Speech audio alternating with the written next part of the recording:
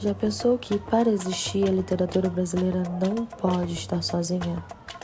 Ela nasceu da fusão, muitas vezes dolorosa, entre as culturas indígena, africana e europeia. Neste vídeo vamos perceber como essas culturas formaram a nossa identidade cultural e literária. Por muitos anos, a escola e a academia tornaram invisível a contribuição africana e indígena na literatura.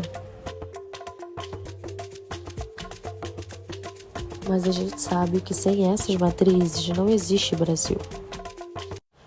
Tanto a literatura africana como a indígena se sustentam em 3 pilares fundamentais: oralidade, ancestralidade e coletividade. E é aí que tudo começa. Nós sabemos que os povos indígenas são a base da nossa história. Mas quais são os seus ideais? Como enxergam o mundo? E, principalmente, de que forma seus conhecimentos podem contribuir para a sociedade em que vivemos hoje? Nesse vídeo, vamos aprender sobre o povo indígena Kayapó. A arte Kayapó é composta por grafismos, que são desenhos geométricos feitos com tintas naturais e aplicados em cerâmicas, tecidos, objetos e no corpo. Eles possuem significados profundos, ligados à natureza, aos espíritos, aos antepassados e aos animais sagrados. A musicalidade dos Kayapó combina cantos, flautas, maracas e ritmos inspirados na natureza, usados para marcar rituais e transmitir tradições. Suas danças são coletivas e coreografadas, com movimentos repetitivos e simbólicos. Aqui podemos ver as mulheres Kayapó mostrando sua força e sabedoria ao usar o timbó, cipó tradicional, que ao ser macetado na água, libera uma substância que atordoa os peixes sem envenenar. Esse saber ancestral prova que a cultura segue viva e forte entre nosso povo. Para os Kayapó, a aldeia é o espaço seguro e social. Já a floresta é vista como perigosa e antissocial, habitada por espíritos e seres mistos. Para controlar esses perigos, eles socializam a natureza por meio de rituais, nomes de lugares e cantos. A abertura de roças e a caça sempre envolve cerimônias que simbolizam uma relação de troca entre humanos, animais e espíritos, mantendo o equilíbrio entre a aldeia e a floresta. Ailton Krenak é um líder indígena brasileiro, escritor e ambientalista. Ele nos lembra que para existir futuro, precisamos ouvir o passado.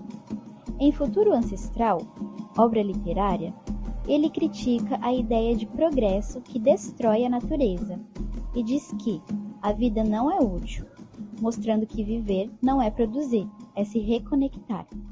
O livro defende que os povos indígenas guardam um conhecimento essencial para que a humanidade continue existindo: o respeito à terra, aos rios, à floresta e a todas as formas de vida. A mensagem é simples e profunda. Só teremos futuro se valorizarmos a sabedoria ancestral dos povos indígenas e restaurarmos nossa relação com a natureza. Os Yorubás são um dos principais grupos étnicos da África, vivendo principalmente na África Ocidental, sobretudo na Nigéria. Sua religião, a religião dos orixás, como são chamadas as divindades dessa religião, cada um possui características diferentes e atua em aspectos diferentes da vida humana. O culto aos orixás chegou ao Brasil junto com os Yorubás, na época da escravidão no Brasil.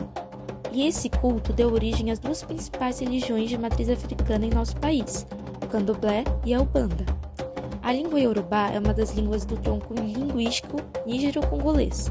Durante a diáspora africana entre os séculos XV e XIX, muitos Yorubás foram escravizados e levados para a América, principalmente para a região do Caribe e do Nordeste do Brasil.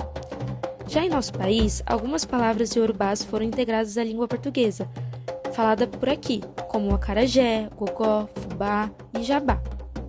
Na culinária, os principais ingredientes são o inhame, feijões, dendê e o quiabo. Os iorubás desenvolveram diversas técnicas para o preparo de alimentos que utilizamos em nosso cotidiano, como a fritura, em óleo, o cozimento na fogueira, em chapas de ferro ou pedra, o cozimento no vapor e entre outras formas de preparo. Um dos principais pratos consumidos atualmente pelos iorubás é o iyan. Já na economia, os iorubás são conhecidos como grandes ferreiros. Também se destacam na produção de esculturas de madeira e marfim.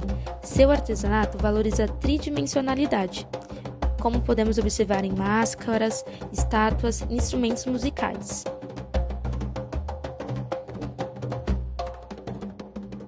E você pode se perguntar, qual é a relação entre esses dois povos e culturas? Tanto na cultura indígena como na africana, as suas histórias são transmitidas de geração em geração.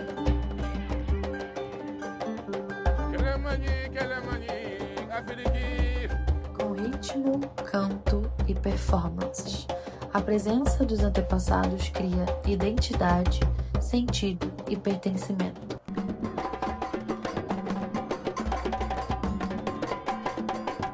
Suas literaturas denunciam violência, colonialismo, racismo e apagamentos históricos, e ao mesmo tempo celebram a vida, a comunidade, espiritualidade e esperança. Eu tava lá no rio, tava pegando pitu, quando de repente ouvi o cantar do Irapuru. Eu tava lá no rio, tava do pitu, quando de repente ouvi o cantar do Irapuru.